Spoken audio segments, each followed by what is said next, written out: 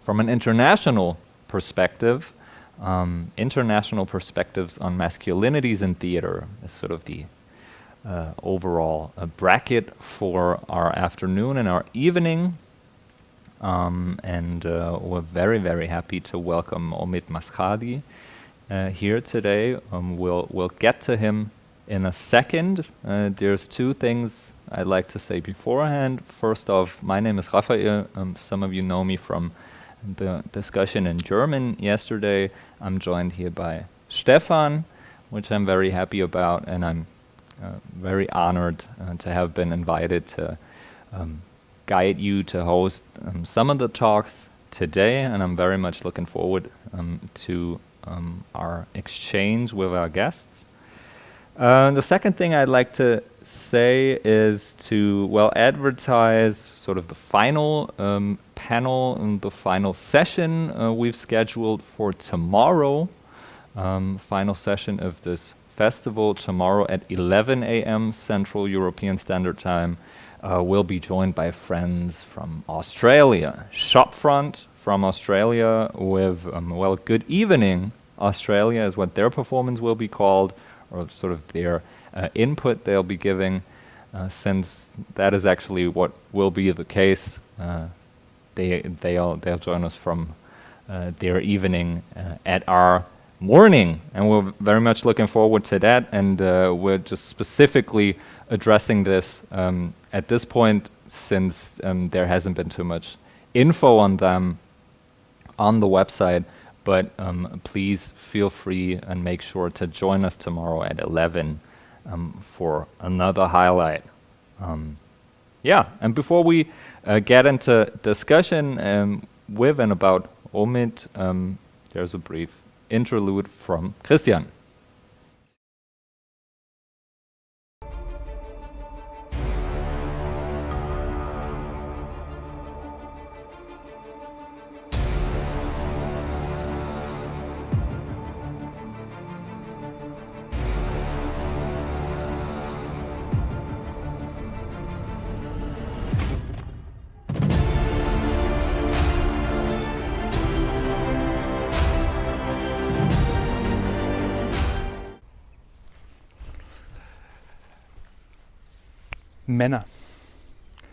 Männer stellt die Hälfte der Weltbevölkerung. Um Männer geht es im nächsten Beitrag. Uns wird von Omid Mashhad Abdurrahman eine Idee, eine Vorstellung gegeben zum Thema Männlichkeit heute. Ein spezieller Blick, der eben auch noch aus einem ganz, ganz besonderen Land kommt. Iran. Der Iran, ein großes Land mit viel Geschichte, um lange Bärte. Wir denken an Darius, an Xerxes, die großen Könige von Persepolis, wie gerade gesehen, die haben lange Bärte. In Persepolis selbst gibt es, ich glaube, 2 Frauenfiguren in den ganzen Fresken dieses wunderschönen Ortes. Aber jetzt geht es erstmal um die Männer und die Männerbilder, die damit verbunden sind. خوش آمدی در شهر ما رودolstadt الان درباره مردم صحبت می‌کنیم. Viel Spaß bei der nächsten Session.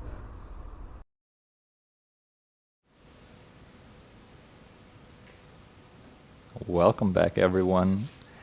And let's go ahead with our first session of the afternoon. We're welcoming Omid Mashhadi, who's recently moved from Iran to Berlin. Omid is a researcher and a theater director, and he's currently working on his dissertation at FU Berlin, Free University Berlin. And we're very, very honored and very happy to welcome him here. He'll provide some insights into that very research project and into his dissertation work.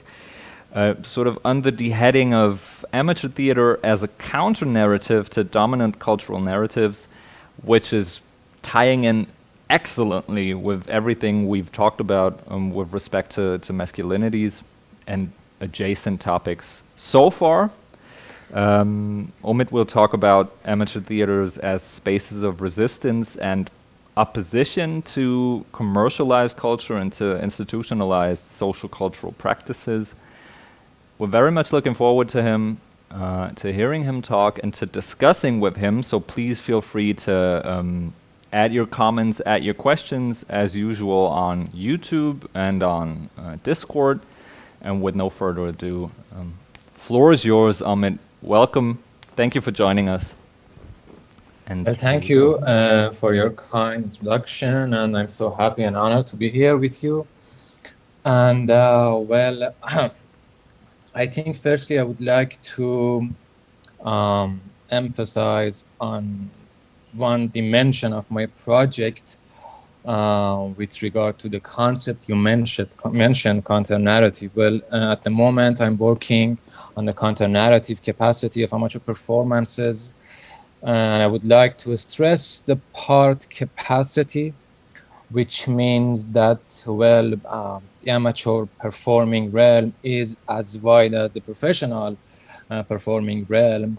And I do not claim, and I don't have any intention to claim, that there are some characteristics shared by and common in all the amateur theatrical productions, but there is this capacity, since the amateur performances are beyond and outside of the usual official production hierarchies, and they have this capacity to provide us with a novel perspective, which I call counter-narrative capacity, about which I'm going to talk to you in some minutes. So yes, that's of great importance to clarify beforehand, that this is a capacity that I know that it is related to minority of amateur performances, not the majority of amateur performances, but it is also, I think, the fact that it is in the minority of amateur performances makes this concept, at least for me, of much more necessity and importance. So right now I would like to share my screen, if I'm allowed to do so. So suppose it's supposed to work. Yes, looking good. Great. Okay, thank you. So yes, the title of my presentation for today is Tactical Amateurism as an Act of Historiography or Re-historiography. But firstly, I would like to briefly refer to the, I think, kind of background with regard to the concept of the amateur and the professional. Omid, just a brief interruption. Our technical whizzes are asking whether or not it'd be possible for you to go full screen on your presentation. Yes, that's so sorry to interrupt. No, yep.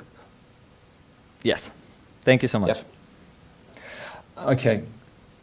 Well, the duality of the amateur and the professional, to my opinion at least, has collapsed in the last, at least the last decade, and mostly as the direct result of the emergence of online environment. At the moment, we are seeing so many alternative cultural and artistic practices that are being produced by unprofessional agents, practices such as online reviews, online poetry, online filmmaking, online modeling, online photography. The list could go on. So, and all of these performances could not be regarded as recreational activities anymore, and could not be regarded as some of well, pre-established qualitative factors. But also some of social media at the moment have offered us with a growth with regard to the concept of theatricality. And some new theatrical strategies are being offered by unprofessional agents at the moment in online environment and social media, for example, TikTok. And all of these changes require us to redefine and reconsider our perception with regard to the duality of the amateur and the professional, and to ask ourselves that is this duality still at work as it was before? So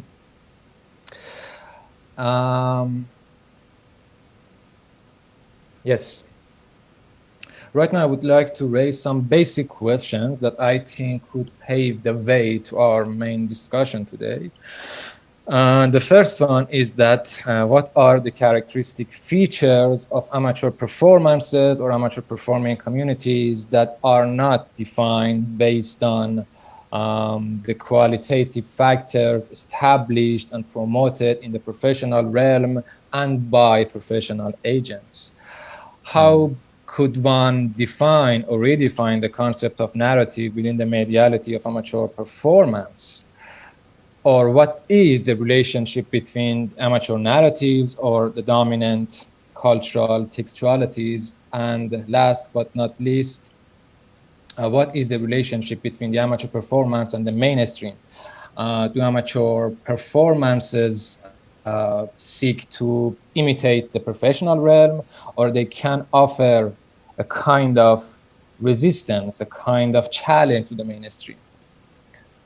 The history of amateur performance is also a history of inclusion and exclusion. Amateur performing communities have formed part of salon cultures in 17th and 18th centuries around the world, but mostly in Germany.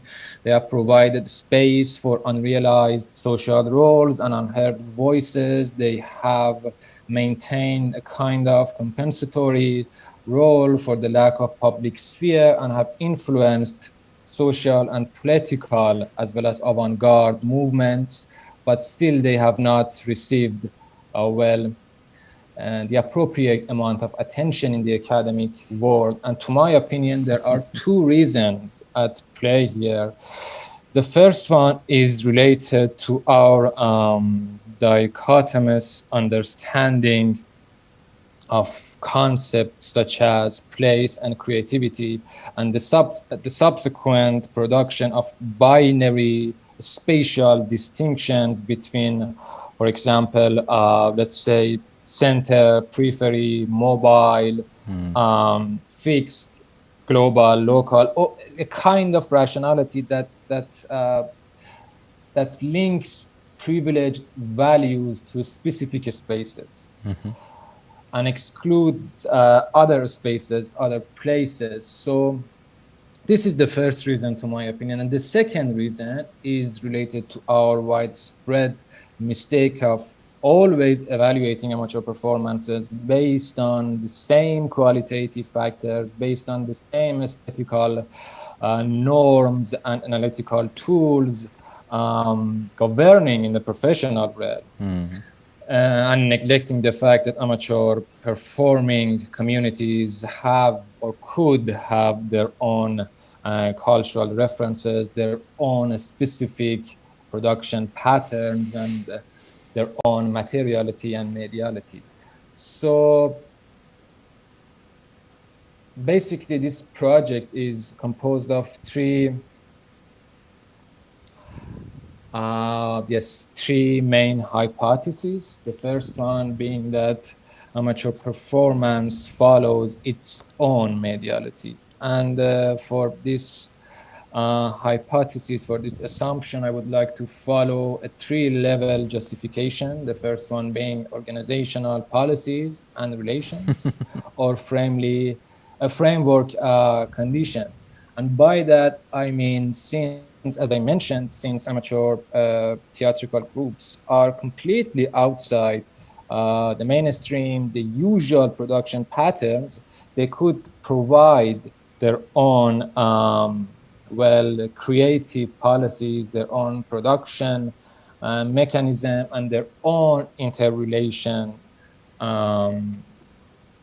policies, which I'm going to talk about in more details later. And the second reason is related to the material conditions of amateur performances.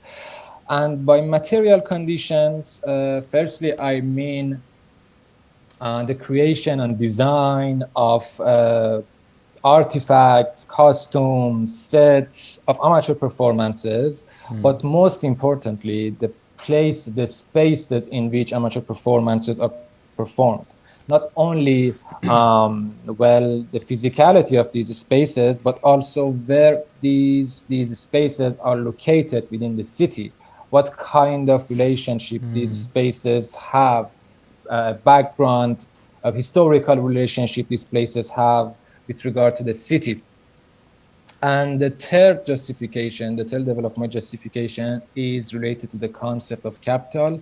And here I would like to follow the triad division provided by Bourdieu, namely cultural, social, and economic capitals. And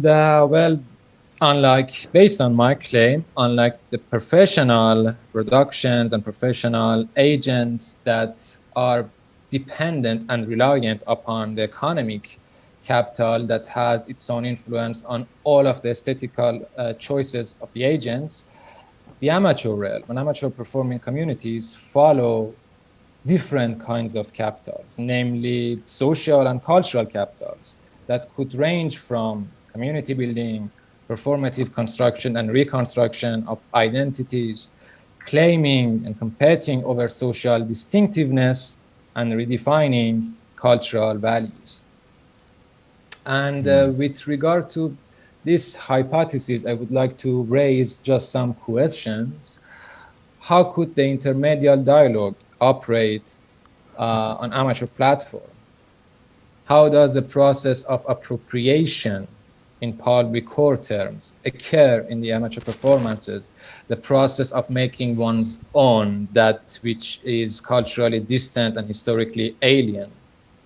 And how does the tension between reality and fictionality function in these narratives? And last but not least, what role does the amateur narrative play in subverting from the perceptions of literary texts that have been anchored in collective memories of societies?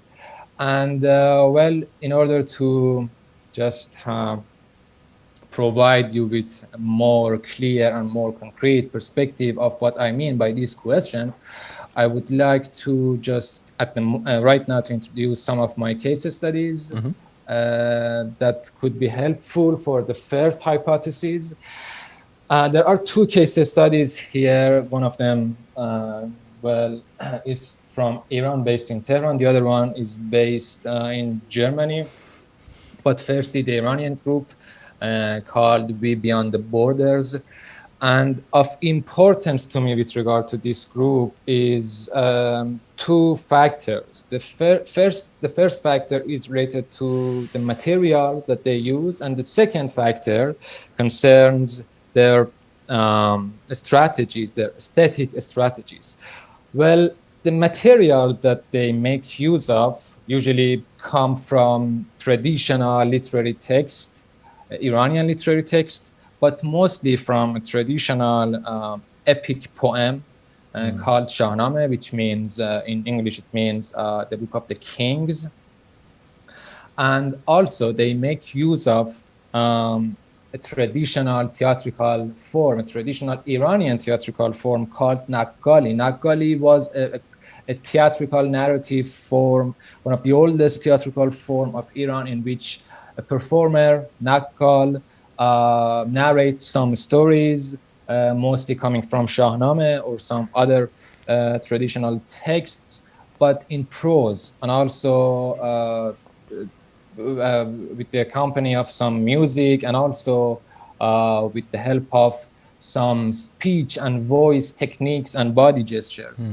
But there is a kind of significant aspect with regard to Nagali. It was an exclusionary act with regard to women. It was performed by men and for men. So it was performed in coffee houses and mostly in places in which women were not allowed to go to. So right now, this group which is composed of completely female members. This group makes use of the same materials and the same techniques, but in a way, at least to my opinion, they provide us with their own perspective. So that is a kind of a good example for answering the question how amateur performance can well provide us with a novel perception with regard to those pre-established perceptions of some literary text. And to my opinion, they kind of follow an act of rewriting these stories, these well texts based on their own feminist approaches. And the other group, which is Munich Feminist Project, well, at the moment I'm in a scholarly contact with them, and my focus on one of their productions named Reframing, a Night of Untold Stories. And in this specific performance, they also follow a kind of feminist approach. They make use of different female fictional characters, famous characters such as Scheherazade, Padmavati, Shakuntala, but through this combination and through this juxtaposition, they also provide their own perspective. They also make some changes in the plot. They make some twists in the tales of these fictional characters based on their own feminist orientations. So one could see that there is a kind of overlaps between this group and the previous Iranian group, but also to me, one of the most important factors is not just similarities, it's the differences. Their strategy, their aesthetical approaches are different, and that's one of the case studies. And yes, the second hypothesis, which states amateur performance could serve as a tactical performance, meaning counter narratives, countering prefabricated cultural significations, and a novel form of historiography that could correct the manipulated collective memory, and also could cross the lines of production and consumption, as well as fictionality and factuality. Here also, I would like to make use of some case studies, one of them being theater collective called Auf Begehten. They have, as far as I know, they have performed only one performance together by the same name of Begehten. They have performed this performance in different venues, but to me of importance for this project is that they focus on theatricalized narratives of what they have gone through and their activist practices in 70s and 80s, as well as their activism today. So it is a kind of a political well, claim as well in this performance that one could, that's what I mean by tactical performance, using performance as a tactic, not just only as an artistic platform, as a tactic to raise your voice, to make your claim heard. But there is also another group which also has its own overlaps and also differences with the previous one. It is an Iranian group called Avai Divanagan, meaning the voice of the maniac.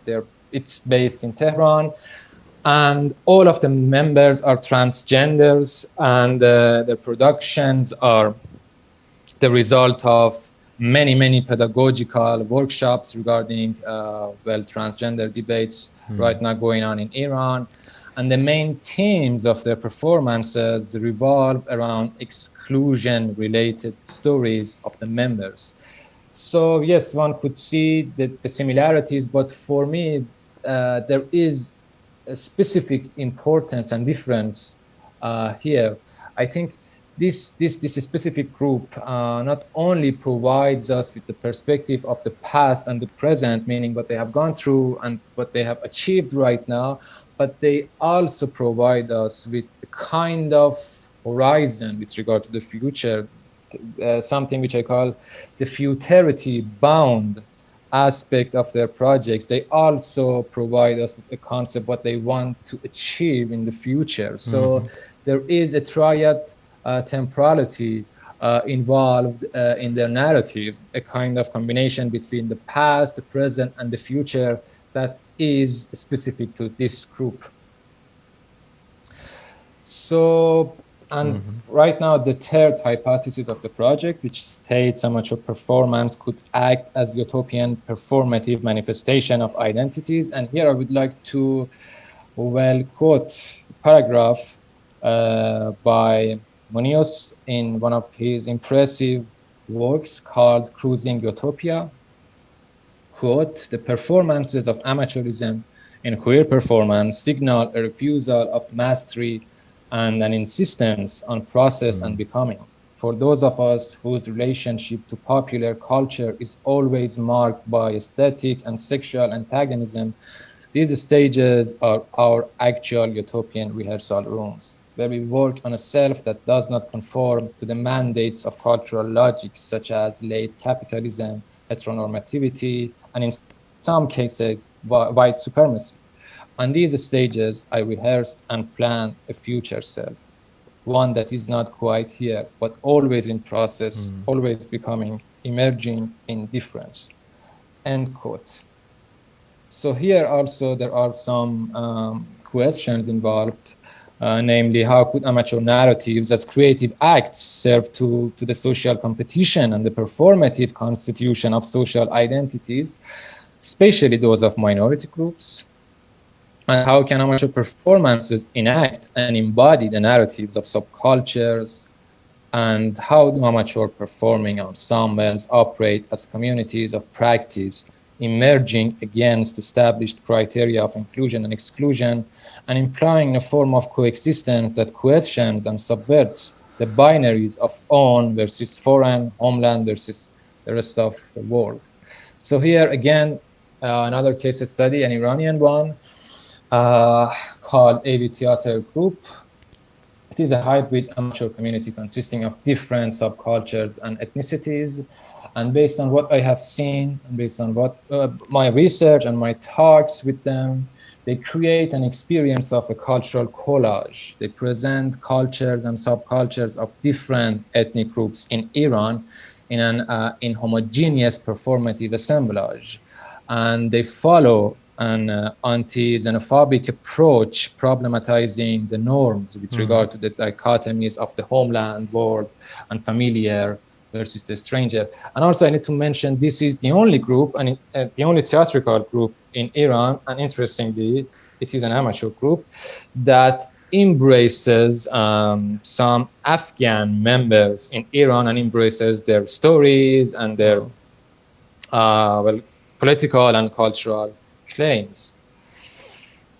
And this is one of the performances by the name of Melpomene, which was performed in an old catacomb in Tehran. So this is what I mean by, for example, when I was talking about the material conditions and I mentioned the space, this is what I mean by space. What kinds of novel narrative layers could be added to these performances, to these narratives, through the spaces, by the help of the spaces, through choosing some different, unusual, unfamiliar spaces.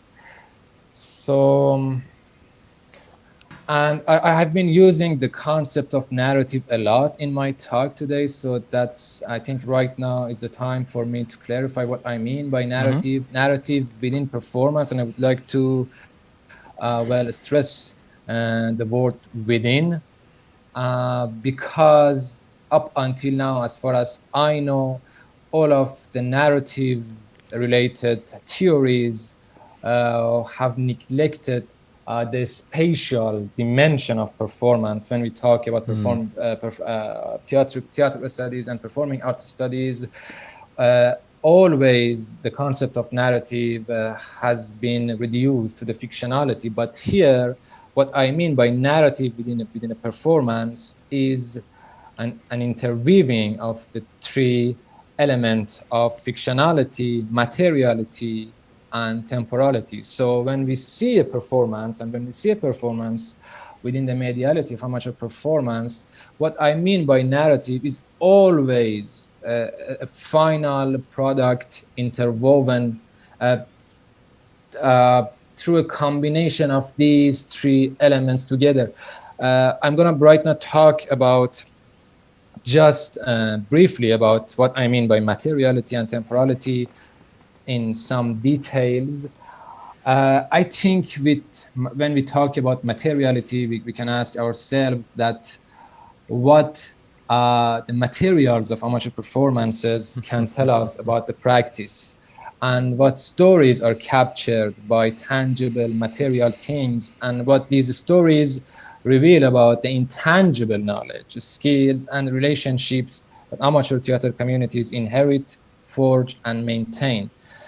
And the second part of narrative within the performance is temporality. And by temporality, temporality of tactical or counter-narrative dimension of amateur performance, to my opinion, is not one of simple presence, as some of my case studies would show, but of a retentive awaiting in public course terms, an interweaving of past collected now, the now, and now imagined future, a mediator and preserver of a dialectical relationship between history, memory, and futurity.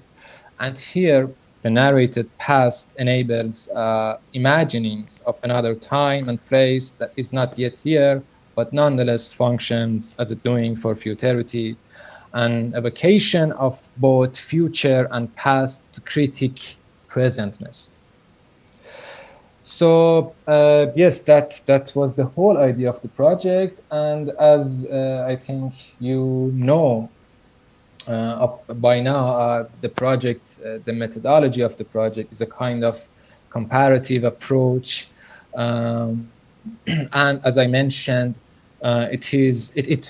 it follows a participatory approach. So I would like to. These are the claims, the assumptions of my project. Based on some of these claims are based on my interviews with the groups I mentioned. So, but for the next stages and steps of my project, I would like to be present on some of the rehearsals and just see on the scene that how could communal need, a communal claim, be translated into a narrative, artistic, theatrical language. So, and yes, that was it. And finally, I would like to, that's one of the greatest quotes that I always use, and I think it's related to my project as well. A great quote by Joseph Beuys: "Only on condition of a radical widening of definitions will it be possible for art and activities related to art to provide evidence that art is not the only revolutionary power." So that was my contribution, and thank you so much for your time and listening. I'm gonna stop sharing and look forward to hearing your perspectives. Thank you, Omid. Thank you so much. Thank you for joining us today. Very impressive work, particularly under the conditions of the pandemic, which have definitely exacerbated some issues in how to do your field work.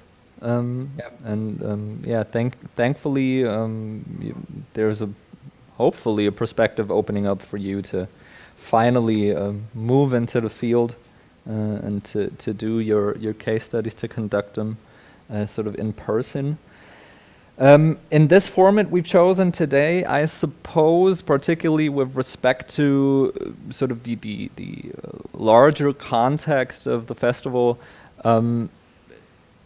the way or sort of the form in which we'll interrogate your project will necessarily be sort of insulated. There might be insulated aspects of what you've talked about that might be of particular interest to some people. So please be, in some sense, prepared for perhaps specific questions on some groups, some of the groups you've worked on and you've included in your study. There's sort of different levels probably of questions that might come up.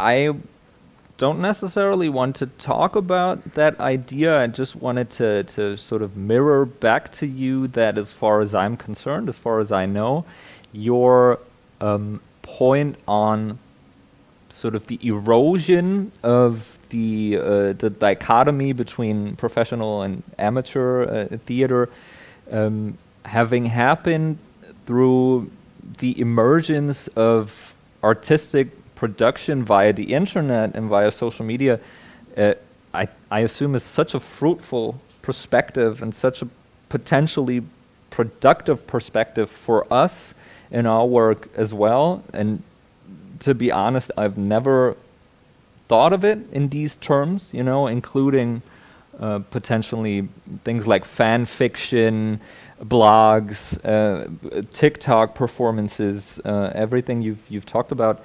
I assume it's an endlessly productive field for us to think further in. So for that alone, I'm very, very grateful for you having raised this. There's a couple of questions I have, or a couple of points I suppose I'd like to add. I was fascinated and absolutely entirely agreeing on your perspective on the sort of the concept of space and the way amateur groups, amateur productions, amateur practice is being made to use different spaces in the city, in contrast to professional theater, and the way you sort of had that lead into the utopian potential of amateur theater. At the same time, I was wondering whether or not you're addressing or interrogating the accessibility and potentially the sort of the hindrances with respect to accessibility in these groups, because that's at least something we talked about yesterday for quite some time in a discussion with experts from the German field, whether or not we're too, let me put it as, self-congratulatory when it comes to the utopian potentials of amateur theater, disregarding in that sense that there is groups and people who fail to be addressed by these groups and who fail to be welcomed and to be included into these groups. So is accessibility of these specific groups something you discuss, something you include in your study? Well, I think for me, one of the most important factors is something that I would like to call authenticity of the amateur performance. Because I mean, when I talk about the utopian potentiality of amateur performances, I would like to make use of an example. Just let me know if I'm just being distracted from our path of discussion. Everything's fine. So there was a performance, a kind of a street performance many years ago in UK, and unfortunately, I at the moment I have forgotten the name of. Yeah. But yeah. yes, I get that. I can. Yeah, I can just when it comes back, I can write it on the chat section. Yeah. But it was about so many soldiers with these military outfits, just wandering the cities, parks, and that was the whole plot. People, young people with military outfits, just in the streets, in the supermarkets, in the parks, metro or bus stations and so on, and it clicked because one could see as an audience member that there is no difference between me and that person. So there is no distance between us. So that person could have been me.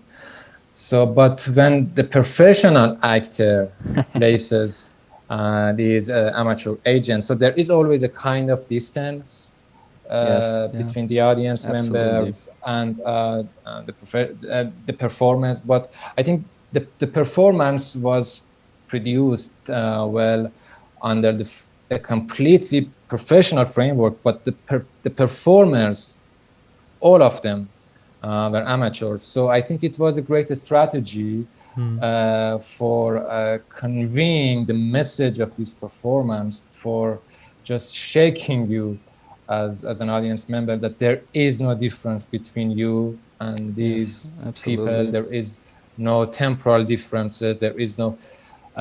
It could happen anytime, and it could be you. It could be me. So I think that concept, and that's why I think when I said that the amateur and professional dichotomy is collapsing, let's say, for example, in my own country, at the moment, amateur agents are being used as an advertising strategy because of the concept I just said, the authenticity that they bring. Yeah. So yeah, it has found its way, I think, into professional realm. So they have been feeding each other, and they are benefiting each other, benefiting from each other. So if I have understood your question correctly, I think for me of the most necessity when I talk about the counter-narrative perspective of these groups, and as you mentioned, the utopian potentiality of these groups could offer, is mostly related to the concept of authenticity. Yeah, I think everyone watching, both at home and here, will be able to at least anecdotally relate to that, in the sense that all of us have been to performances where we've made a similar experience of amateur theater being uniquely equipped to transport what you just spelled out, basically. Yeah. I could absolutely relate to what you said.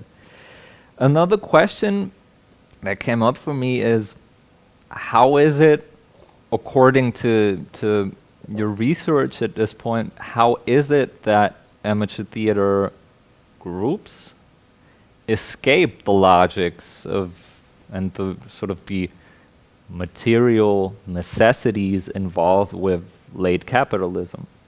That's something that I found striking in your argument.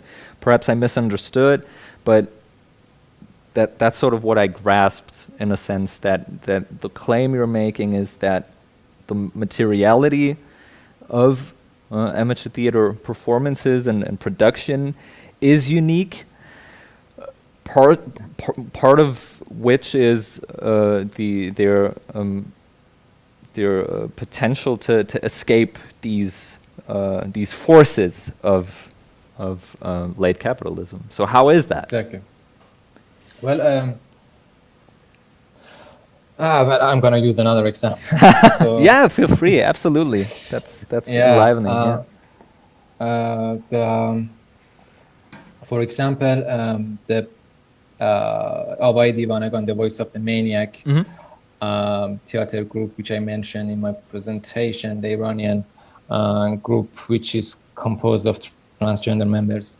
Well, I think, these topics could not find their own way into the mainstreams in Iran, and their projects were performed mostly in coffee shops, in cafe, in for example, sometimes in the streets, and sometimes in private homes, private houses.